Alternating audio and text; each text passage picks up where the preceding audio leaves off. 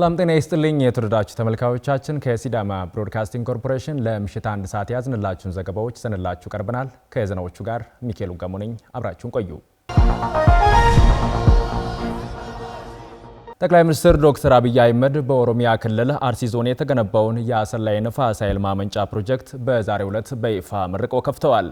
ጠቅላይ ሚኒስትሩ በማህበራዊ ትስስር ገጻቸው ባስተላለፉት መልእክት በንፋስ ኃይል አማካኝነት ጨለማን ለመግፈፍ አቅምን በለየ አቅም ጥናትና ልዩ እቅድ ወደ ተግባር በመግባት ዛሬ የአሰላ የንፋስ ኃይል ማመንጫን እውን ማድረግ መቻሉን ገልጸዋል።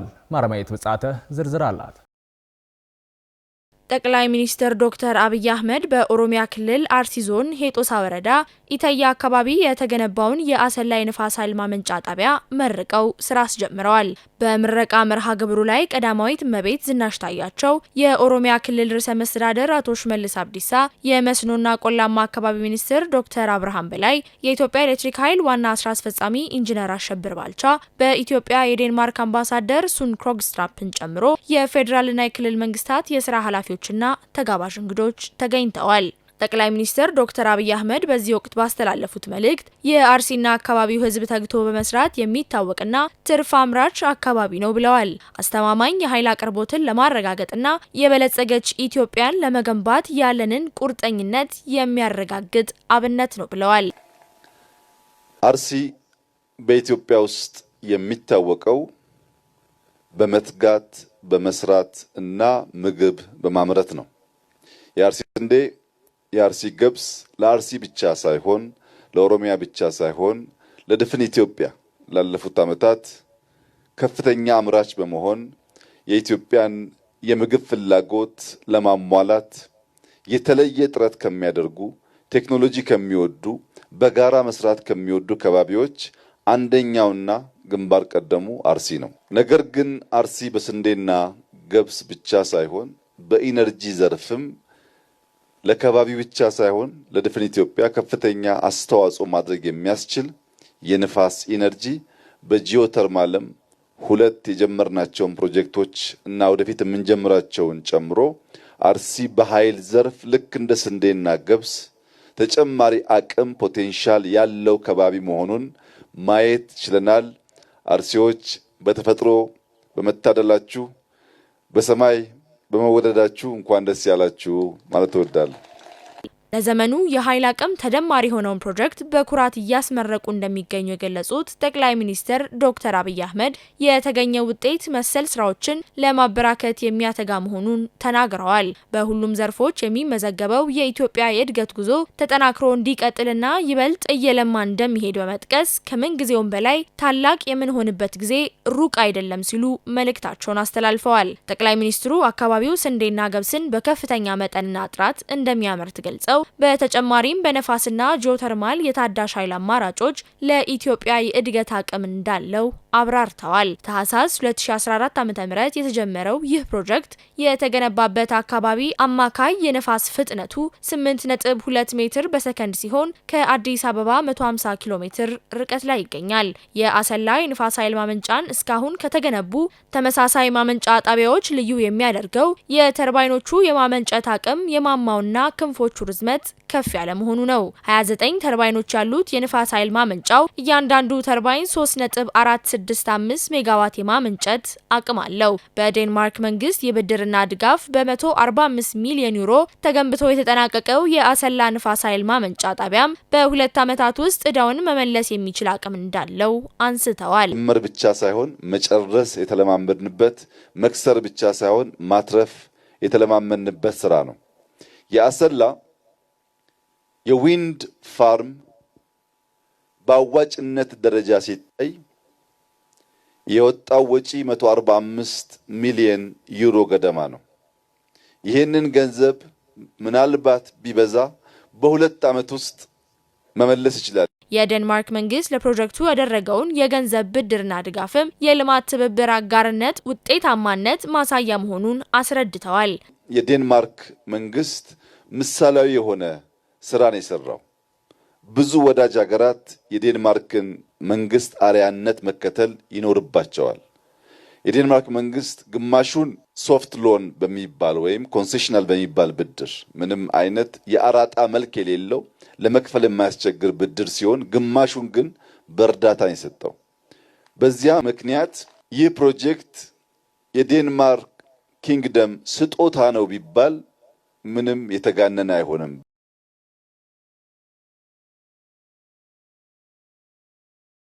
በተያያዘ ዜና የኢትዮጵያ የብልጽግና ጉዞ ለአፍታም የሚቆም አይደለም ሲሉ ጠቅላይ ሚኒስትር ዶክተር አብይ አህመድ ገለጹ።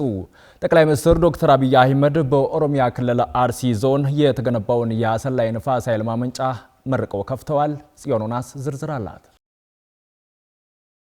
የኢትዮጵያ የብልጽግና ጉዞ ለአፍታም የሚቆም አይደለም ሲሉ ጠቅላይ ሚኒስትር ዶክተር አብይ አህመድ ገለጹ። ጠቅላይ ሚኒስትር ዶክተር አብይ አህመድ የአሰላ የንፋስ ኃይል ማመንጫ ጣቢያን የፌዴራልና የክልል መንግስታት የስራ ኃላፊዎችና ተጋባዥ እንግዶች በተገኙበት መርቀው ስራ አስጀምረዋል። ጠቅላይ ሚኒስትሩ በዚህ ወቅት ባስተላለፉት መልእክት የአርሲና የአካባቢው ሕዝብ ተግቶ በመስራት የሚታወቅና ትርፍ አምራች አካባቢ ነው ሲሉ ገልጸዋል። ከለውጡ በፊት የነበረው 4000 ሜጋዋት የኢትዮጵያ ኤሌክትሪክ ኃይል አቅም አሁን ላይ ወደ 10000 ሜጋዋት እድገት በማስመዝገብ ከ75 ቢሊዮን ብር በላይ ገቢ የማመንጨት አቅም መገንባቱን አስረድተዋል። ሁላችሁም እንደምታስታውሱት በለውጡ ማግስት ኢትዮጵያ የምታመርተው የኢነርጂ መጠን 4000 ሜጋዋት ገደማ ሲሆን በገንዘብ ደረጃም 7 ቢሊዮን ገደማ ገንዘብ ታስገባ ነበር። በዚያም ምክንያት የኢትዮጵያ ኢነርጂ ባለስልጣን በከፍተኛ ዕዳ ውስጥ የነበረ ተቋም ነው።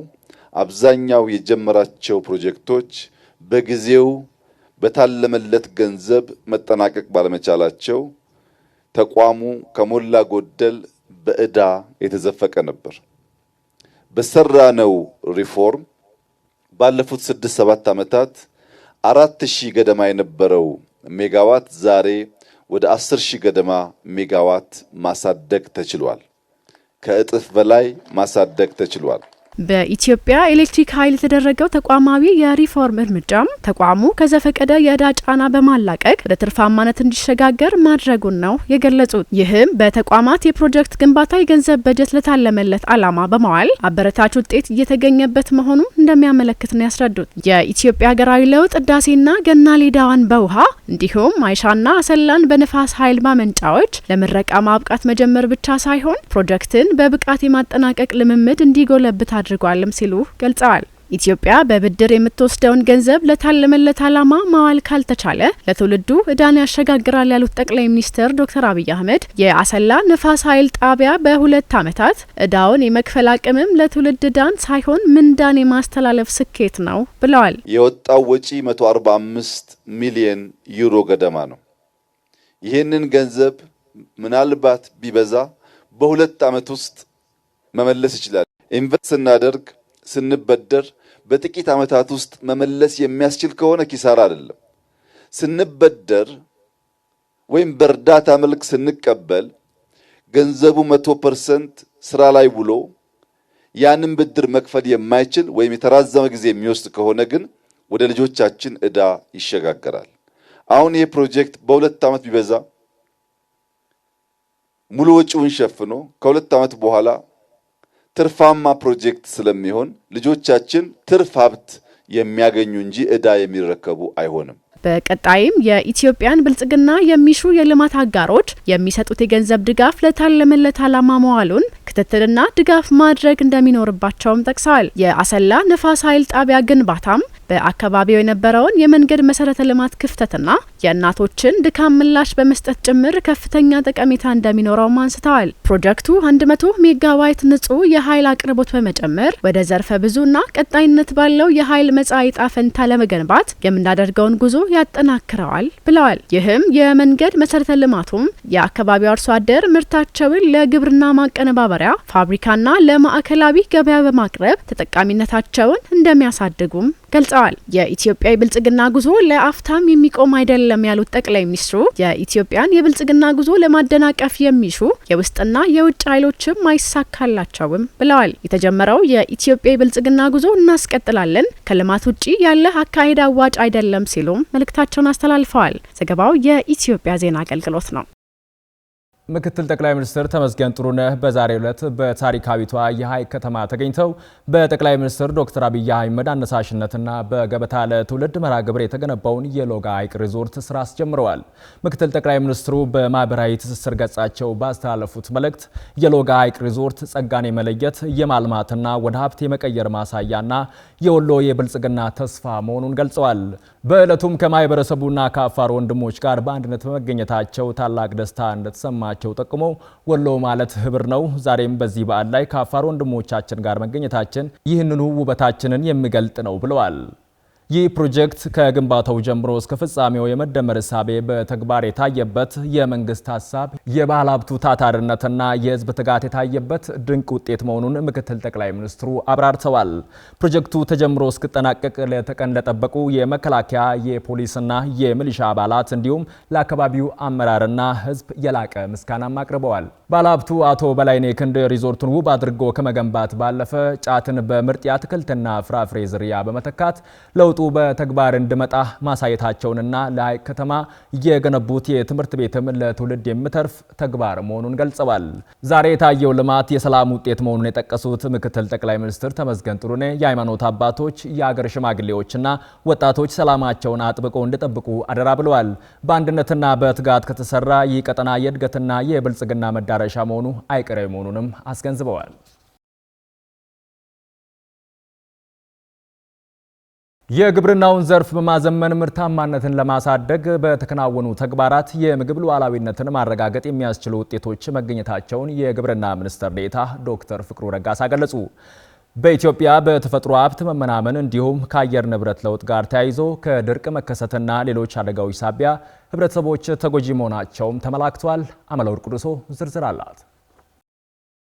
በኢትዮጵያ በተፈጥሮ ሀብት መመናመን እንዲሁም ከአየር ንብረት ለውጥ ጋር ተያይዞ የድርቅ መከሰትንና ሌሎች አደጋዎችን ታሪክ ለመቀየር መንግስት በቁርጠኝነት በመስራት ግብርናን ማሻገር እንዲሁም ከዝናብ ጥገኝነት ለማላቀቅ በተከናወኑ ስራዎች ውጤት መገኘቱንም ዶክተር ፍቅሩ ጠቅሰዋል። ከለውጡ መንግስት ስኬቶች አንዱ የበጋ ስንዴ ልማት መሆኑን ጠቁመው ለዘመናት በሚሊዮኖች በሚቆጠር ወጪ ከውጭ ገባ የነበረውን ስንዴ ራስን በመቻል ሀገር ውስጥ ለማምረት ተችሏልም ብለዋል። የተፈጥሮ ሀብት መመናመንን፣ የድርቅ መከሰትን በዘላቂነት ለመከላከል በአረንጓዴ አሻራ መርሃ ግብር ውጤታማ ተግባራት መከናወናቸውን ላብነት አንስተዋል። በዚህም የተፈጥሮ ሀብት መልሶ እንዲያገግም የሚረዱና ለምግብነት የሚውሉ ሰብሎችና እጽዋቶችን መትከላቸውን ገልጸው ይህም ቀደም ሲል በተወሰኑ አካባቢዎች ብቻ የሚመረቱ ፍራፍሬዎች በሁሉም ቦታ እንዲመረቱ አስችሏል ብለዋል። በሌማት ትሩፋት ኢኒሼቲቭ የእንስሳት ሀብትን በማልማት በዶሮ፣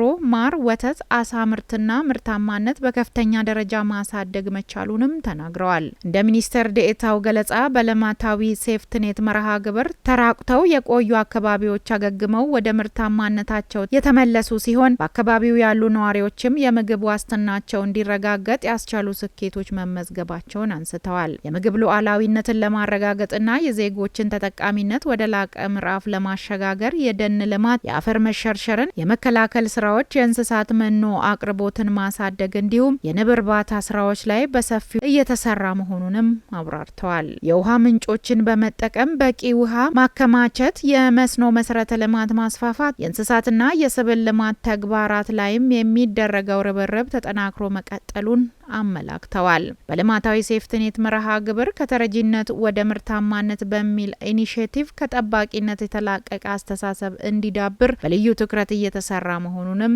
ተናግረዋል። ለአብነትም በ2018 ዓ.ም በሁሉም ክልሎች በሴፍትኔት ሲደገፉ የቆዩ የህብረተሰብ ክፍሎች ራሳቸውን መቻላቸውንም ጠቁመዋል። መሰል ውጤታማ ተሞክሮችን በማስፋት እንደ ሀገር ራስን ለመቻል የሚከናወኑ ተግባራት እንደሚጠናከሩም ነው ሚኒስትር ዴኤታው ያረጋገጡት።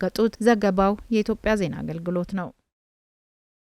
የሲዳማ ክልል ቡና አዘጋጆች ማህበር የአባላቱን መብትና ጥቅም ለማስከበር በቅንጅት መስራት እንዳለበት የክልሉ ቡና ፍራፍሬና ቅመማ ቅመም ባለስልጣን አስታወቀ። ባለስልጣኑ ከኢትዮጵያ ብሔራዊ ቡና ማህበር ጋር በመተባበር በምስራቃዊ ሲዳማ ዞን የቡና አዘጋጆች ማህበር አባላት ማጠናከሪያ መድረክ አካሂደዋል። ብሩክታይት ብርሃኑ ዝርዝር አላት። በኢትዮጵያ ብሔራዊ ቡና ማህበር ስር የተቋቋመው የሲዳማ ክልል ቡና አዘጋጆች ማህበር በምስራቃዊ ሲዳማ ዞን የሚገኙ አባላቱን የማጠናከር መርሃ ግብር ያካሄደ ሲሆን የቡና አዘጋጆች በቅንጅትና እርስ በርስ በመደጋገፍ መስራት እንዳለባቸው የሲዳማ ክልል ቡና ፍራፍሬና ቅመማ ቅመም ባለስልጣን ዳይሬክተር አቶ መስፍን ቃሬ አስታውቀዋል። በየዞኑ ማህበር ተደራጅቶ በክልል ደረጃም ደግሞ የራሱ የሆነ ማህበር እንዲኖር ሁሉንም ያቀፈ ቀድሞ የነበረው የተወሰኑ አቅራቢዎችን ነው። አሁን አቅራቢ ላኪዎችንም የአርሶ አደር ላኪዎችንም ያቀፈ ነው የሚሆነውና ይሄ ማህበር በዋናነት የሚሰራቸው ስራዎች የግብይቱን ጤናማ እንዲሆን ማድረግ ነው። የቡና ግብይት ላይ የሚከሰቱ ችግሮች አሉ፣ ውጣ ውረዶች አሉ። በተለይ ነጋዴው አንድ አመት የሚያተርፍበት ሌላ አመት የሚከስርበት አላስፈላጊ የሆነ የዋጋ ውድድር የሚደረግበት ቡናን ገበያ የሚወስነው እዚህ ሰፈርና መንደር ያለው ሳይሆን ወይም በሀገር ውስጥ ያለው ግዢ ሳይሆን አጠቃላይ በኒውዮርክና በለንደን ከተሞች ላይ በሚወሰኑ ውሳኔ መሰረት በመሆኑ ግብይቱን ጤናማ ለማድረግ ይሄ ማህበር ተወያይቶ ተነጋግሮ ግብይቱን ጤናማ ለማድረግ ፋይዳው ቀላል ነው ተብሎ አይገመትም።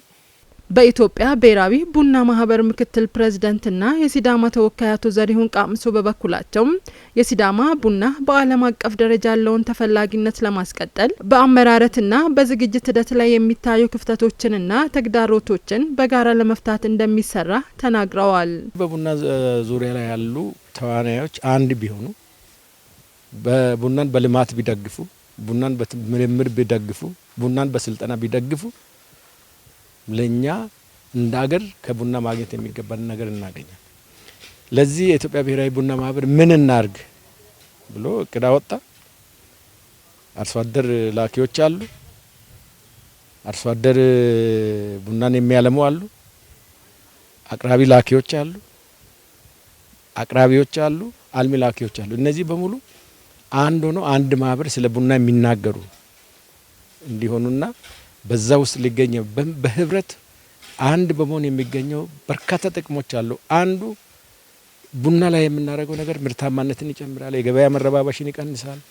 አገርም ትልቅ ኢኮኖሚያ በዚህ ተይዞ ያለ ስለሆነ ይሄ ትልቅ ምርታን የሚያሳይ በኢትዮጵያ ውስጥ ሞዴል የሆነ ከዚህ ተነስተን ሁሉም ክልሎች ላይ እንደዚሁ እየሰራን የዞን ማህበራትን እያቋቋምን የምስራቃዊ ሲዳማ ዞን የቡና አቅራቢ ማህበር አባላት በበኩላቸው በቀጣይ አባላቱን በማስተባበርና በቅንጅት በመስራት የሀገሪቱንና የራሳቸውን ኢኮኖሚ ለማሳደግ እንደሚሰሩ ተናግረዋል።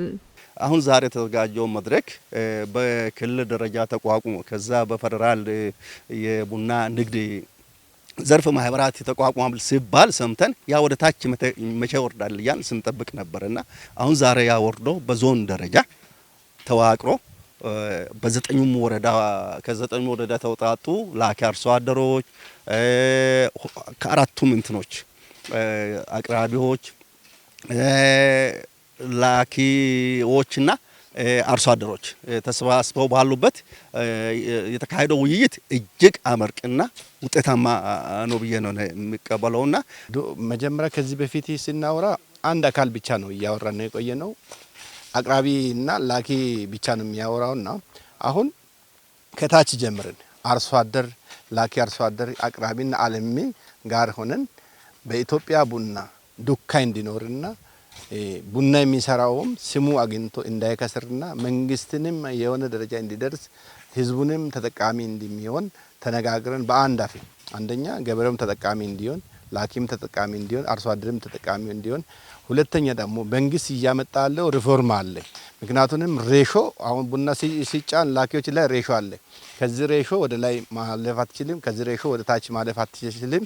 ስለዚህ ይሄ ሬሾ አቅራቢ አርሶ አደርና ላኪ ጋር ነው ብቻ ነው ያለው። አሁን እታች ወርዶ ቡናውን ዱካን አግኝቶ ማንም እንዳይከስር ለበርካታ ወጣቶች ስራ እንዲፈጥርና ይሄ ቡናውንም ምርትና ምርታማ ለመጨመር ተነጋግረን ኮምፖስቶን ለመጨመር አርሶ አደሮቹ ላይ አቅም ያለው ሰው ድጎማ እንዲያደርግ ይሄን ተነጋግረን ተስማምተን ካሁን በኋላ የቡና ከፍታ ማማ እናያለን የሚለውን ተወያይተን ተነሳን ነው። በኢትዮጵያ የሚገኙ የመንግስት ሰራተኞች ሁለንተናዊ መረጃ ለመሰብሰብ ቅድመ ዝግጅት የተጠናቀቀ መሆኑን የፌዴራል ሲቪል ሰርቪስ ኮሚሽን ገለጸ። ኮሚሽኑ ከኢትዮጵያ ስታቲስቲክስ አገልግሎት ጋር በመተባበር ለመረጃ ሰብሳቢዎችና አስተባባሪዎች በሐዋሳ ዩኒቨርሲቲ ስልጠና እየሰጠ ይገኛል። ጀማል ዩሱፍ ዝርዝር አለው።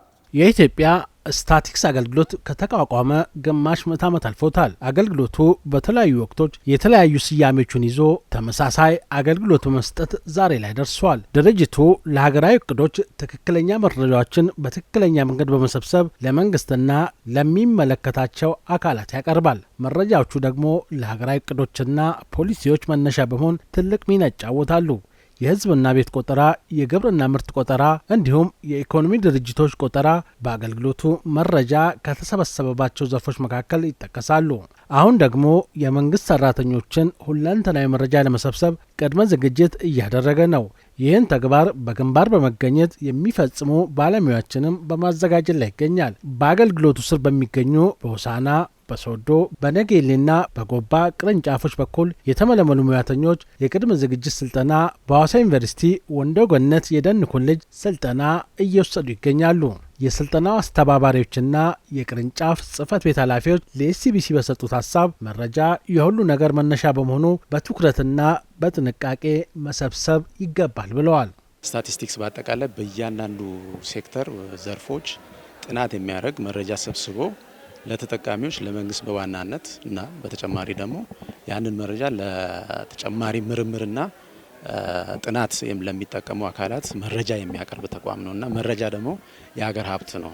የሚሰበሰበው መረጃ ለህዝብ፣ ለአካባቢም፣ በአገር አቀፍ ደረጃ በክልል በዞን እስከ ወረዳ ድረስ የሚሰበሰበው መረጃ በጣም ጠቃሚ ነው። ትክክለኛ መረጃ ትክክለኛ ውጤት እንዲገኝ ትልቅ ሚና እንዳለው ያነሱት ተሳታፊዎቹ የተሳሳተ መረጃም ሀገርን የሚጎዳ ውሳኔ እንዲተላለፍ የሚያደርግ በመሆኑ ጥንቃቄ ያሻል ብለዋል። በመረጃ የተደገፈ ስራ መስራት፣ በመረጃ መርሆ የሆነ የመንግስታዊ አሰራሮችን መስራት ለሀገርም ለህዝብም በጣም አስፈላጊ ጉዳይ ነው። ስለዚህ ስታቲስቲክስ በዚህ ረገድ ትልቁን ሚና እየተጫወተ ያለ ትልቁ የመንግስት ተቋም የመረጃውን ግብዓት በማድረግ ትልቁን አስተዋጽኦ እያደረገ ነው። እኔና አንተ ምሳሌ ምንሄድበትን አንድን ቦታ አውቀ ስትሄድና ሳታክ ስትቀር በጣም ልዩነት አለው ማለት ነው። መረጃ የሌለው ሰው ውር ነው።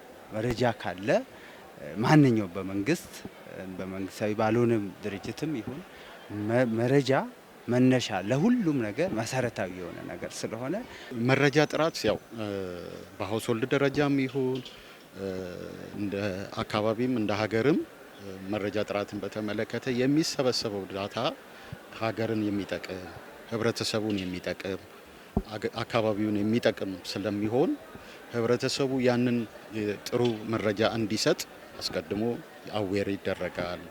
ኢኒሼት እንዲሆን መረጃ በአግባቡ እንዲሰጡ ከፍተኛ ጥረት ይደረጋል። በቀጣይ መንግስት የሀገሪቱ የመንግስት ሰራተኞችን የተሟላ መረጃ እንዲጠና ለአገልግሎቱ ሙሉ ኃላፊነት የሰጠ ሲሆን አገልግሎቱም ኃላፊነቱን ለመወጣት ሀገር አቀፍ ዝግጅት እያደረገ መሆኑን የኢፌዴሪ ሲቪል ሰርቪስ ኮሚሽን ኮሚሽነር ዶክተር መኩሪያ ኃይሌ ለሰልጣኞች በዙም መልእክት አስተላልፈዋል። ሰልጣኞቹም ይህን ኃላፊነት ለመወጣት ዝግጁ መሆናቸውን ለኤስቢሲ አረጋግጠዋል። 2016 እስከ 18 ባለው 3 አመታት ውስጥ የስታቲስቲክስ ልማት እቅድ በሚል የ3 አመት እቅድ አውጥቶ ትላልቅ የቆጠራ ስራዎችን ባለፉት 2 አመታትና ይሄኛውን 2018 በጀት አመት ጨምሮ እያከናወነ ነው የቆየውና ምናልባት በአብይነት ሊነሱ የሚገቡት የግብርና ቆጠራ አይነት የመሰለ የኢኮኖሚ ድርጅቶች ቆጠራ አሁን በቅርቡ ያጠናቀቅ ነው። የኢኮኖሚ ድርጅቶች ቆጠራ የመሳሰሉ እነዚህ ዘርፎች ላይ አሁን ባለፉት ጊዜያት ብቻ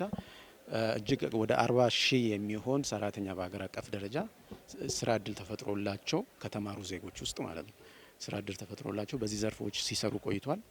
መንግስት ሰራተኞችን የሲቪል ሰርቪስ ሰራተኞችን ፐርሶናል መረጃ የማረጋገጥ ቬሪፊኬሽን ስራ ለመስራት ነው የመጣ ነው። ይሄ ትልቁ ዋናው ዓላማ በአሁኑ ሰዓት በኢትዮጵያ ደረጃ ያሉ የመንግስት ሰራተኞች ብዛት በቁጥር ለማወቅ በወንድ በጾታ በእድሜ እንዲሁም በአገልግሎት በተጨማሪም በደሞዝ ምን ያክል ሰራተኛ የሚያገኘው ደሞዝ ስኬል በደረጃ ለይቶ ለማወቅ የሚደረግ ጥናት ነው ማለት ነው።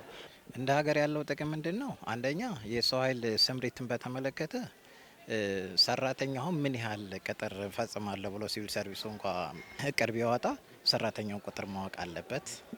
ምን ያህል ክፍት ቦታዎች እንዳሉ ማወቅ አለበት። ለዛ ደግሞ የሰራተኛውን ጠቅላላ ቁጥር ቬሪፋይ አድርጎ በተለያየ ነገርም ሊሆን ይችላል፣ በብሔርም ሊሆን ይችላል፣ በትምህርት ደረጃም ሊሆን ይችላል፣ በአካል ጉዳት በተለያየ ነገር ሊሆን ይችላልና ስለዚህ ያን ቁጥር ማወቁ አንደኛ ለመንግስት ኢኮኖሚ ይቀንሳል፣ ሁለተኛ የሰው ኃይል ስምሪትን ወይም ደግሞ እነዚህ የስራ እድሎችን የመፍጠርን ቻንስ አለው።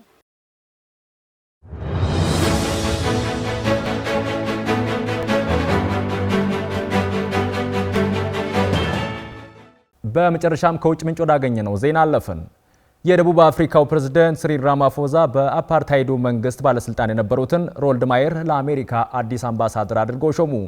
የቀድሞው አምባሳደር ኢብራሂም ራሳሊ ባለፈው ዓመት ዶናልድ ትራምፕ የነጮች የተበዳይነት መንፈስ የቀሰቀሱ ነው በሚል ያቀረቡትን ትችት ተከትሎ ከዋሽንግተን ከተባረሩ በኋላ ደቡብ አፍሪካ አሜሪካ ውስጥ ከፍተኛ ልዑክ እንዳልነበራትም ተገልጿል። ናርዶስ አየለ ዝርዝሩን እንደሚከተለው ታቀርበዋለች። የደቡብ አፍሪካው ፕሬዝዳንት ሲሪል ራማፎሳ በአፓርታይድ መንግስት ባለስልጣናት የነበሩትን ሮድ ማየር ለአሜሪካ አዲስ አምባሳደር አድርገው ሾሙ። የቀድሞው አምባሳደር ኢብራሂም ራሂል ባለፈው ዓመት ዶናልድ ትራምፕ የነጮች የተበዳይነትን መንፈስ እየቀሰቀሱ ነው በሚል ያቀረቡትን ትችት ተከትሎ ከዋሽንግተን ከተባረሩ በኋላ ደቡብ አፍሪካ አሜሪካ ውስጥ ከፍተኛ ልዑክ አልነበራትም። ይህ ቀድሞ የሻከረውን የሁለቱን ሀገራት ግንኙነት ያባባሰ ሲሆን ዶናልድ ትራምፕ ወደ ስልጣን ከመጡ ወዲህ ደግሞ ግንኙነታቸው ተሻሽሯል። የራማፎሳ ቃል አቀባይ ቬንሰን ማግዌና የአዲሱን አምባሳደር መታጨት ለቢቢሲ ያረጋግጠዋል። የ78 ዓመቱ ማየር እንደ አውሮፓውያን አቆጣጠር በ1990ዎቹ በደቡብ አፍሪካ አናሳ ነጮች የሚመሩትን የዘር መድሎ ስርዓት እንዲያበቃ ከአሁኑ ፕሬዝዳንት ራማፎሳ ጋር ዋና ተደራዳሪ በመሆን ቁልፍ ሚና የተጫወቱ ናቸው። አዲሱ አምባሳደር አፓርታይድ እየተባለ የሚጠራው የዘር መድሎን ያስተዋወቀው የናሽናል ፓርቲ ተወካይ ነበሩ። ፕሬዝዳንት ራማፎሳ ደግሞ በኔልሰን ማንዴላ የሚመራው የአፍሪካ ናሽናል ኮንግረስ ANC ወካይ ነበሩ።